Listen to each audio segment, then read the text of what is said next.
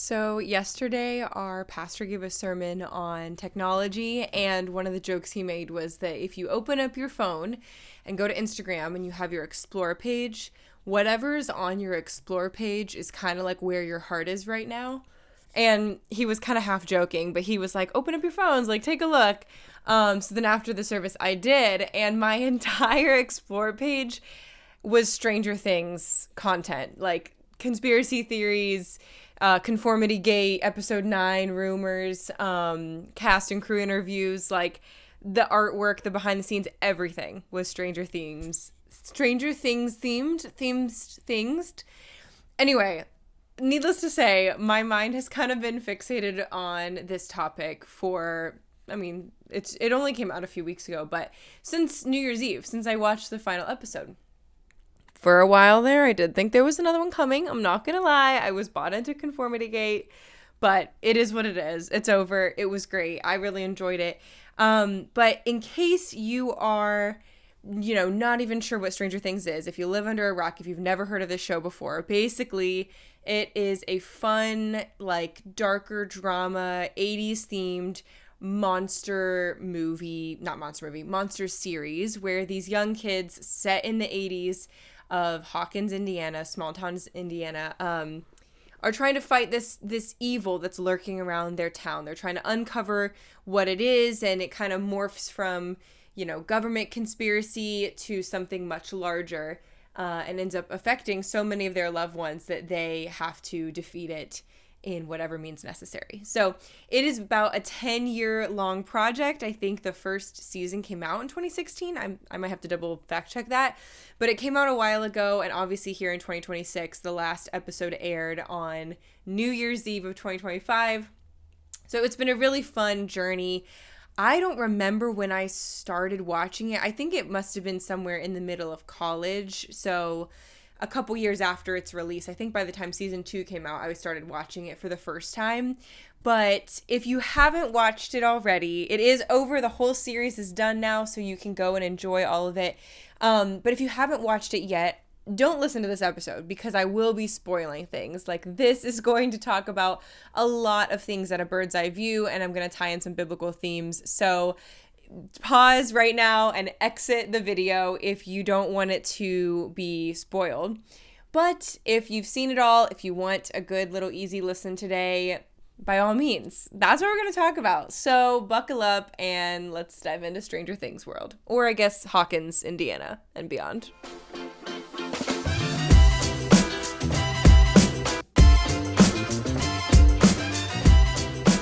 I remember one of my very first apartments that I lived in was off of East Town Street in Columbus, Ohio, senior year of college with one of my friends, Katie. Shout out Katie.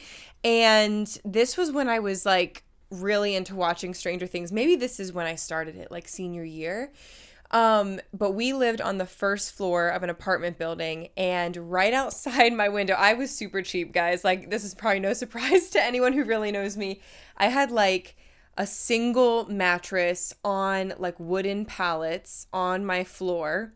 I had no furniture. I had a white, plastic table that you would set up for like a yard sale or something. Like, that was my dining room table. I had cheap plastic stuff and, a couple outfits I thrifted from Goodwill. Like, I did not have that much stuff, and we were on the first floor, and so my like headboard was just the wall. I was just kind of squished up against the wall, and I someone told me to watch the show, so I was really excited about it.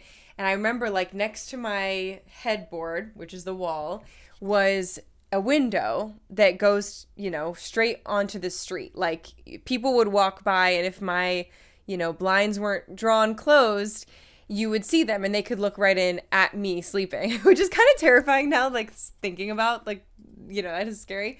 But I would always just make sure my blinds were closed and everything. And I remember it being dark and in the winter, and I was watching Stranger Things for the first time. And like this Demogorgon's on the screen, like chasing someone and running. And somebody like walked past my window and kind of like brushed up against it. And I like freaked out.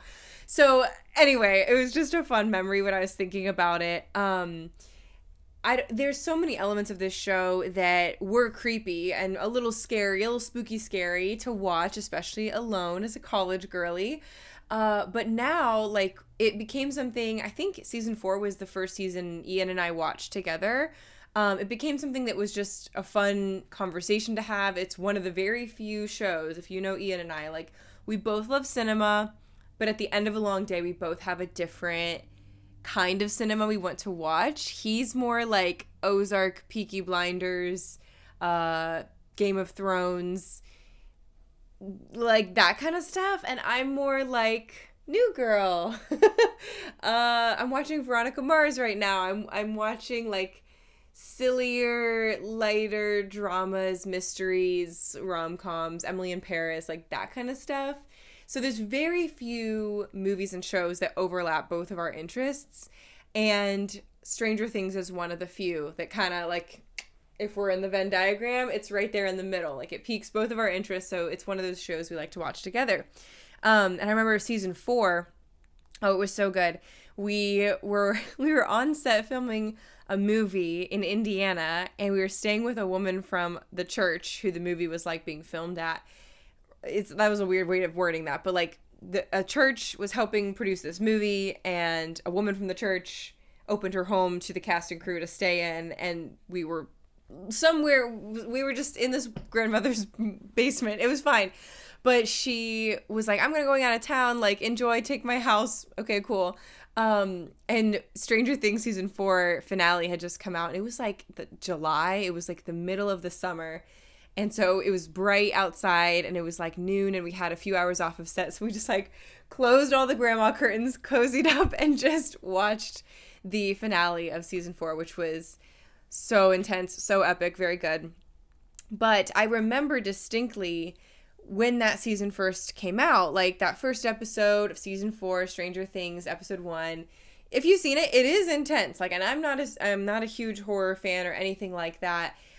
Even to this day, like I've rewatched that episode 3 times, and I've had to like look away when the kids and the eyes and the joints, you know. I don't even watch when football players and their heads and hands get all eek. I can't watch it. But I remember like that episode came out, and it kind of morphed the show from kids, monsters, sci-fi 80s into something darker, something a little deeper, something with a little more evil, something with a little more umph. And I remember distinctly having a conversation with a friend who I think maybe even got me into the show to begin with. And she was like, oh, are you guys going to stop watching Stranger Things now that it's demonic? And I don't think I said anything at the time, but I was like, oh, like, it was creepier. Like, don't get me wrong. Follow your convictions. If this show is too scary, too much, too whatever for you, like, I am not here to bash on what you're comfortable watching or not watching. There's plenty of things in our house where, like, that just doesn't feel good for me or my spirit or whatever. But I remember thinking, like, oh, I don't feel like compelled to stop watching this.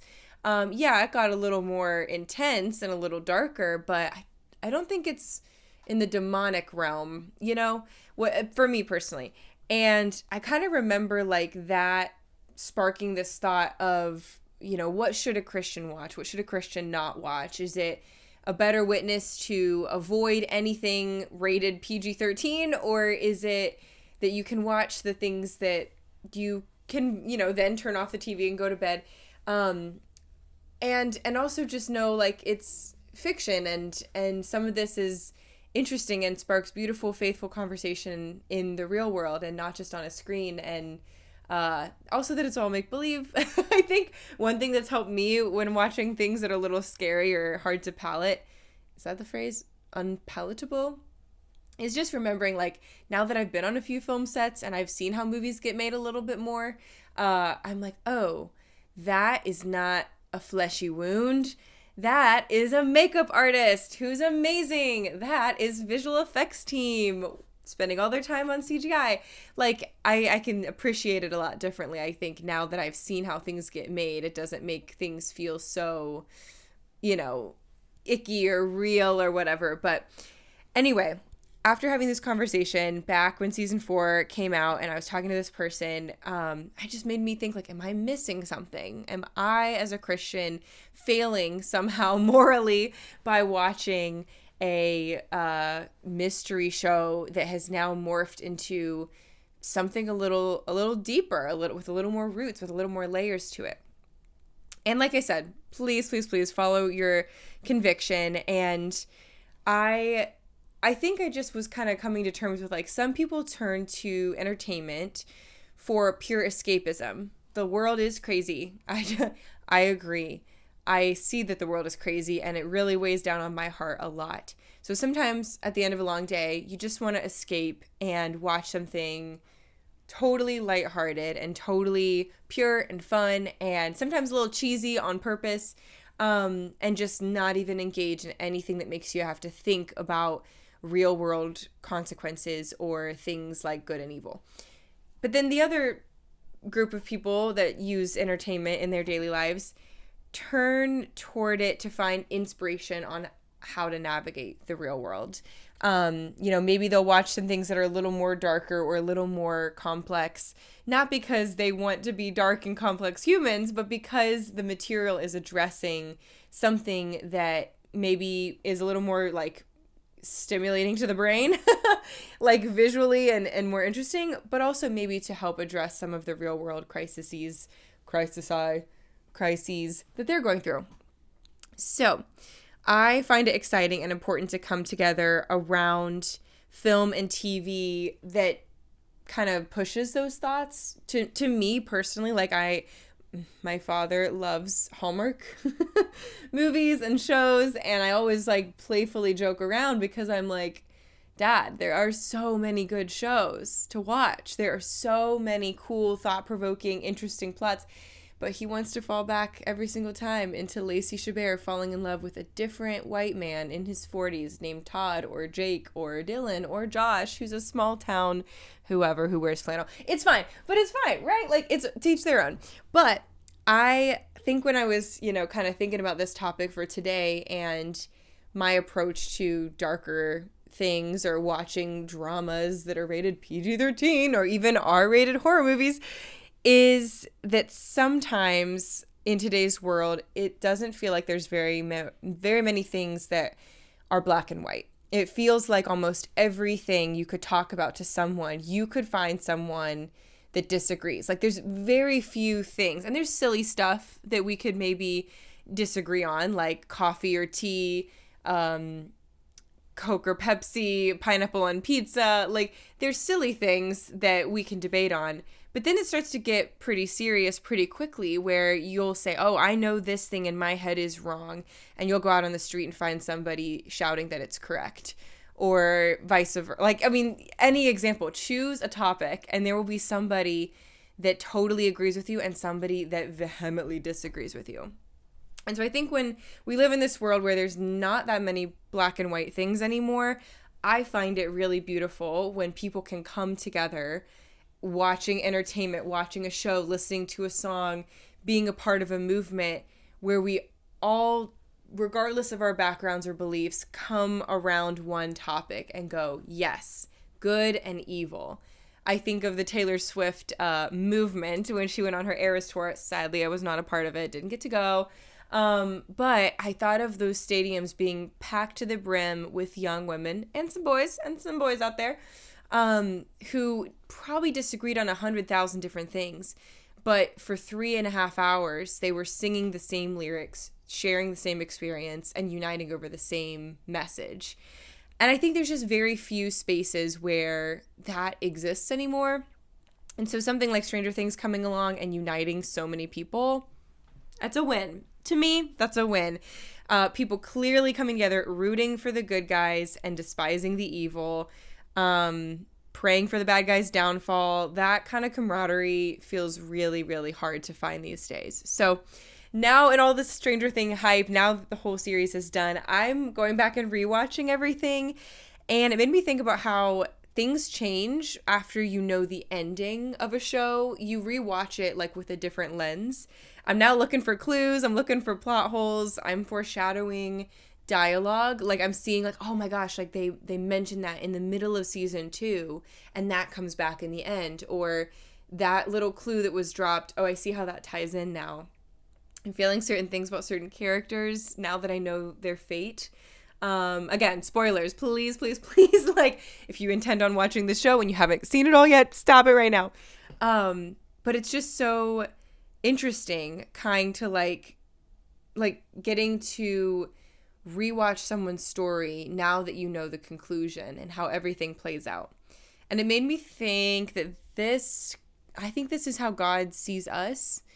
And that feels so different than like, I don't know, other aspects of religion. Sometimes I feel like, well, God knows all the details of my life now and how the story is going to end up in the future. That feels like a different relationship. I think oftentimes in the middle of a super difficult season, I pray and beg and ask God to just show me what to do, show me what's next, show me which path to take, so that I can kind of just take that struggle away. Like, nobody wants to sit there and be confused over what to do, waiting for permission to do something, right? Like, we all want to just get on with it, like move past that and just enact our free will and move forward. Kind of like a little magic fix, but I just want clarity. Like, I want to know that I'm doing the right thing and moving in the right direction. But if I were to know how a super rough season of my life were going to end, I think it would take some of the formation out of me living through that season and having to decide for myself.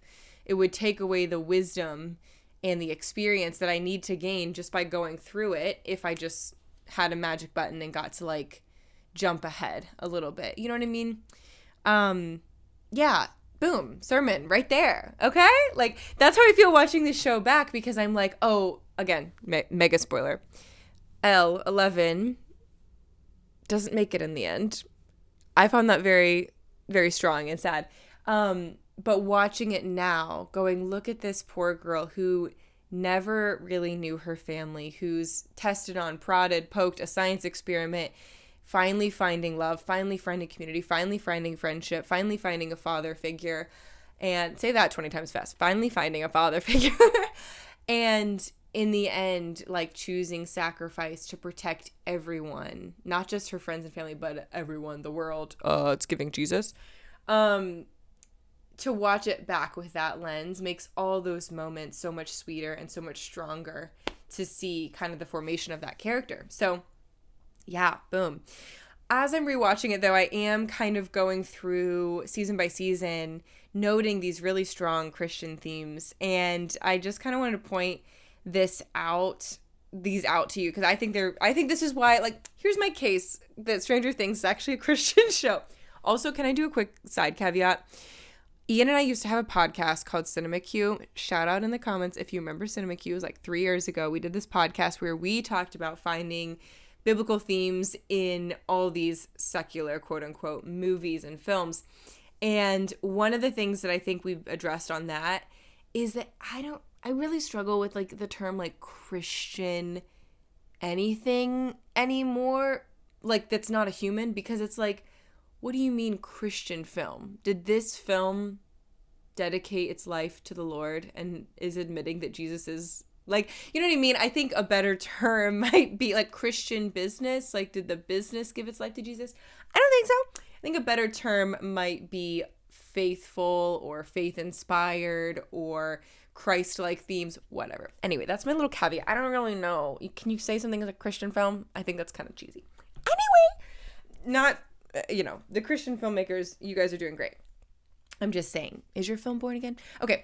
Anyway, the themes in Stranger Things that are Christ-like, faithful, religious, spiritual, but through my lens, biblical. In season 1, I think it's Joyce, who is Will Byers' mom, completely unwavering in her quest to find her son after he goes missing. And the parable of the lost sheep comes to mind. That's a huge biblical theme where this shepherd has 100 sheep and one goes missing, and everyone's like, why on earth would you waste time? You've got 99 other ones to care about. And he's like, no, but it's not good enough. Like, I have to go and find the one. And that kind of reminds me of Joyce. Like, doesn't care about her reputation, doesn't care about anything else going on. Like, she is a mom on a mission, and she is not going to give up. She's going to get everybody involved if she has to, no matter how insane she looks or how crazy she looks or how whatever. Like, she is determined to get her son and find him and bring him back. I also think about Nancy and Jonathan. I didn't really have a strong, like, biblical parable or passage to tie in with Nancy and Jonathan in season 1, but just their unwavering, like, consistency to hunt down the truth and to understand the evil around them, not to become like it, but to understand it in a way to defeat it and defend those affected by it. Whoa.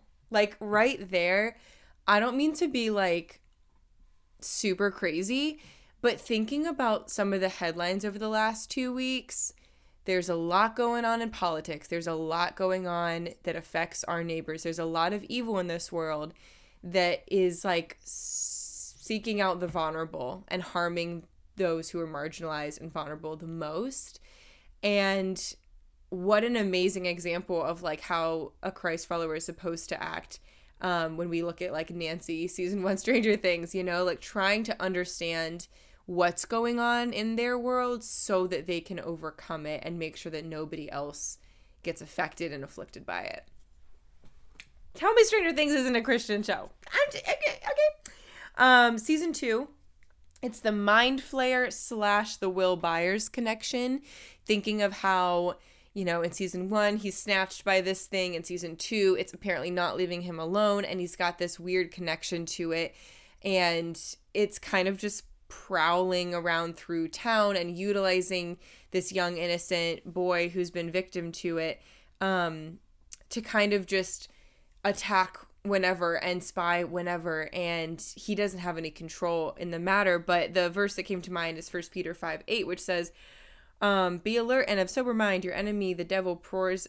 Did I say that right? Your enemy the devil your enemy the devil prowls around like a roaring lion looking for someone to devour. And that feels like the Mind Flayer and those tunnels in season 2, kind of like seeking a host to put this terrible evil plan out there.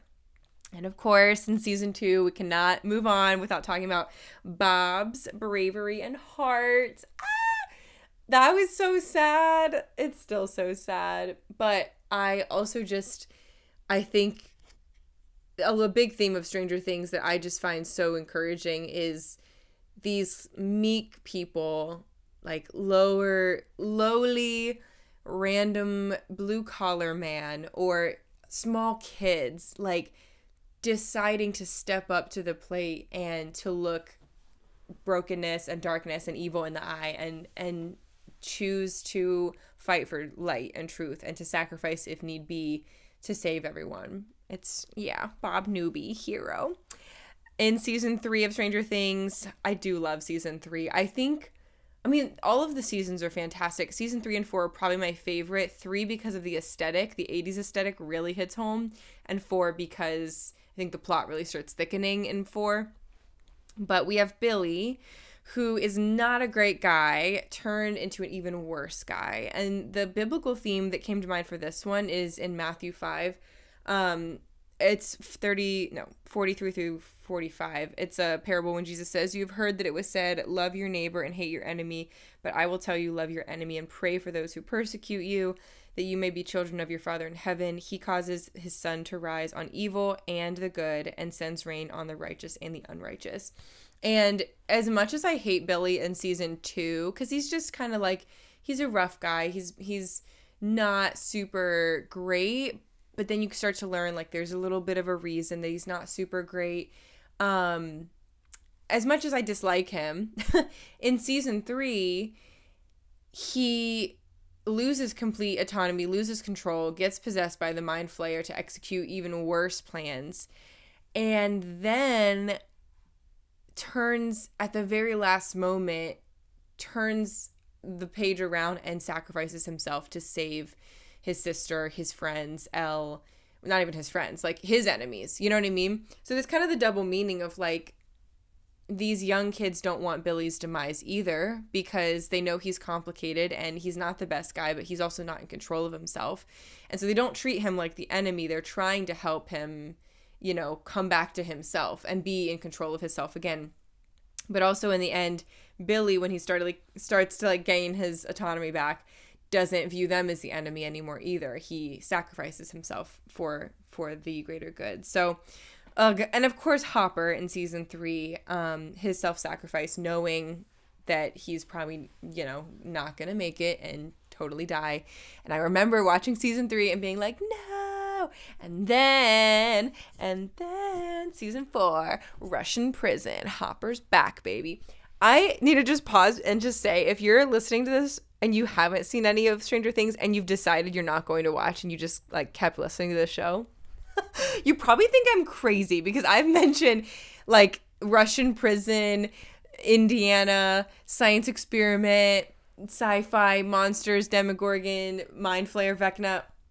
Yeah, maybe if you're just like so confused as to what this show is, I don't think I've helped you out at all, but it's good. Somehow they did it.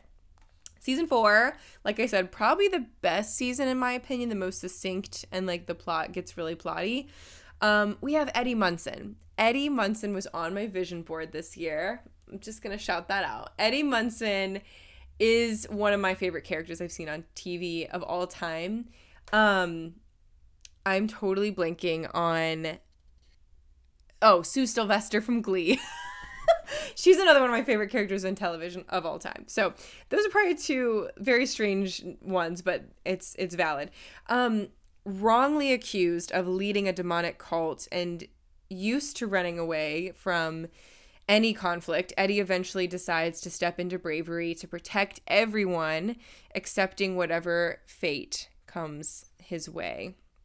Obviously, season 4 is dramatic and intense, and I found it kind of interesting that they wrote in the satanic panic of the 80s into that show. I think it was really clever by his character, and kind of like what a small conservative town in rural Indiana would be thinking if someone came along and was leading a Dungeons and Dragons group.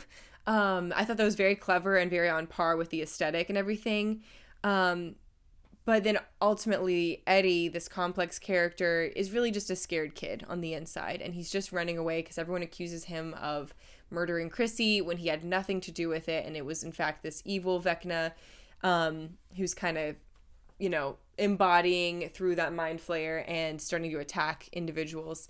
And so we just see this scared kid who's just trying to make it through life and have his interest, which is a nerdy club of Dungeons and Dragons, and literally getting like, you know, persecuted and yelled about and painted out to be this awful, horrific demon guy when he's really just a broken young boy.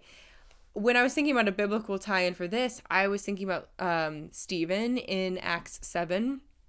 And I know it's kind of a stretch. This one's maybe the stretchiest of stretches, but he was stoned for his beliefs by the community in scripture. And I found this kind of interesting with Eddie's character because he was also kind of like verbally stoned. Like his reputation was completely ruined the second that he ran away. But also if he came clean, there was nothing, no one would believe him because they already decided he was a bad guy and what he believes is not what the town believes. And the similarity, I think, visually of like those Demogorgon bats at the end, like when Eddie decides to sacrifice himself, decides to stall everything and to buy, excuse me, I just burped. I'm leaving it in. Sorry, guys. When he decides to save his friends, prolong their mission even more, he doesn't run away. He chooses bravery for the first time in his life.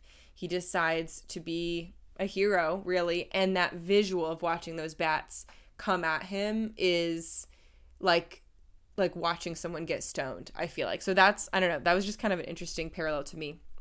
And then finally, season 5.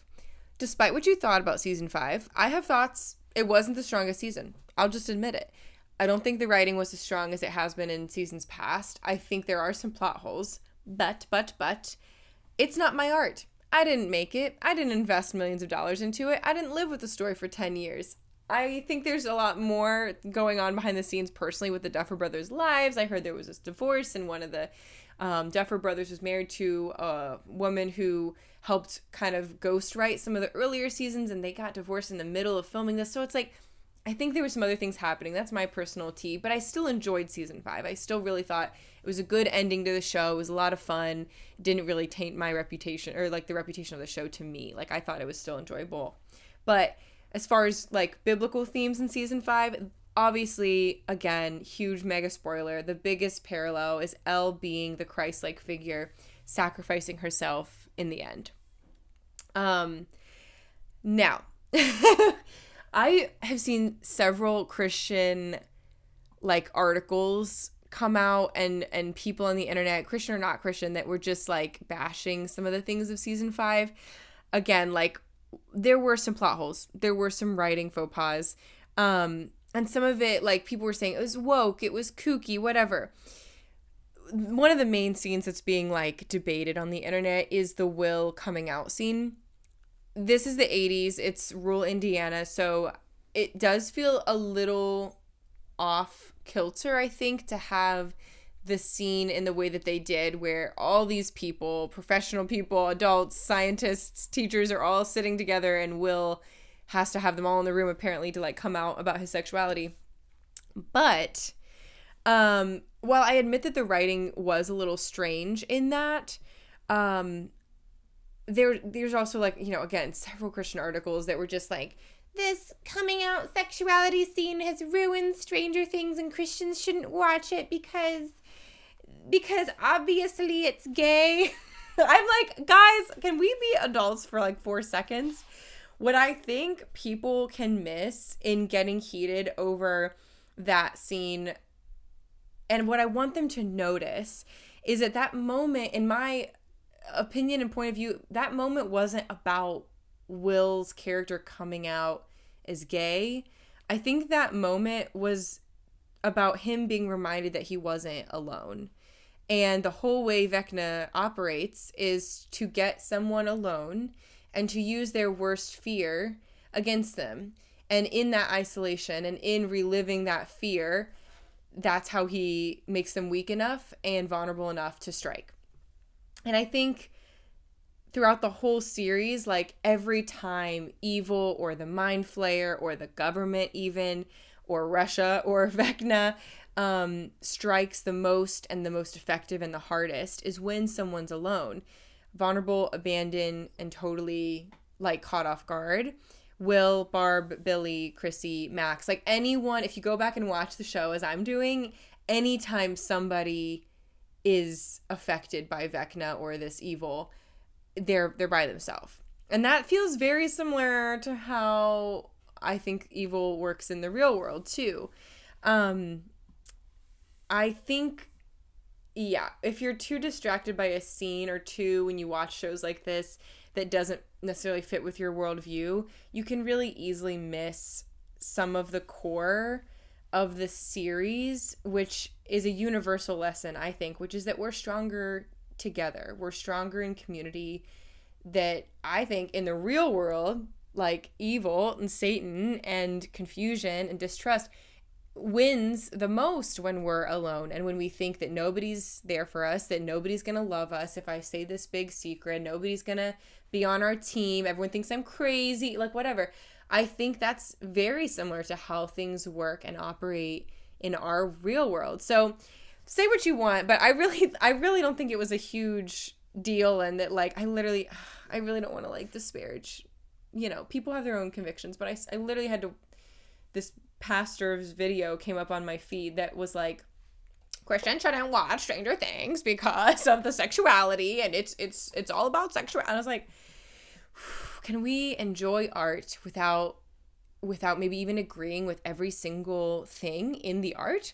Can we separate out and, like, put on our big kid thinking caps and go, let me watch something, without then thinking that I have to agree with everything I have watched or turn into everything I have watched. Like, because if that was the case, I mean, some of y'all who are saying that are the people that keep your news on 24/7. Like, how about we turn that off? Okay? How about the scary, icky, nasty, evil news that is everything you could possibly worry about ever going on all at once, all across the world? Like, maybe don't mind me watching Stranger Things when you've got the 24/7 news on. Anyway, yes. Okay, so we're stronger together. I think that's a core of this whole show, and one of the things that I think the show does the best. In the final battle scene, though it was shorter than I wanted it to be, and though I definitely think there should have been more Demogorgons, I still have question marks about that. They were literally in Vecna's lair. Like, where are the demos? Hashtag give me more demos. What I thought was so cool about it is everybody had a job to do. It wasn't just Elle by herself defeating the Mind Flayer and Vecna. It wasn't just Will with his newfound, like, sorcery powers defeating it. It wasn't, just the little kids. It wasn't just the big adults. It was all of them. Every single character had something to do in order to defeat this evil. And all their gifts and talents of each character came together to play. And that's how they defeated the threat to the world. In the whole show, seasons 1 through 5, and all the lore about Stranger Things, there's uniformity in the ideas of bravery in the face of darkness, camaraderie, friendship, imagination, scrappiness, nerdiness, truth, protection, duty, justice, and always, always, always in every season and in every episode, good over evil.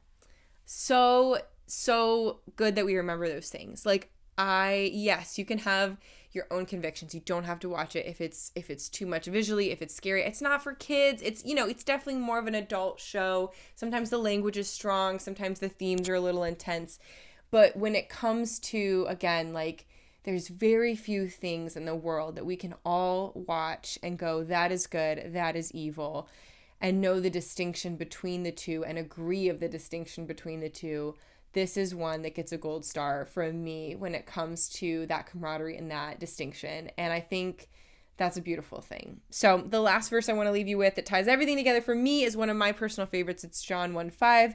It says, "The light shines in the darkness, and the darkness has not overcome it." And that, I think, is a central belief of Stranger Things and why it's a Christian series. What? Maybe. You get what I mean. That was my sermon. Thanks for coming to my TED Talk. I appreciate you. I have a huge, mega enormous announcement that I'm so excited to share with you. We will be posting it this week on all the channels, every single channel, India and stuff, India Jade Photo. You're going to see it on my YouTube. You're going to see it on Facebook. You're going to see it on Instagram. You're going to see it on Spotify. So do not miss that. Wink, wink, hint, hint. It's going to be big. And there's also a hint about it that I kind of said right here in the podcast. So if you want to be a sleuth like me who's rewatching Stranger Things, you can re-listen to the whole show and see if you can guess what it is. Put your guesses in the comments below, I guess. Comment, like, subscribe, whatever you want to do. I really don't care. I just hope that this message was helpful for you. I hope that you enjoyed it. I'd love to hear your thoughts on Stranger Things Season 5 as well. We can gripe about how few demos there were. And also how stunning the CGI was. Slay. Anyway, thanks for listening and watching. Love you all. And I hope that you have, I was going to say like a strange day, but that's kind of stupid. I hope you have a great day. Okay, love you. Bye!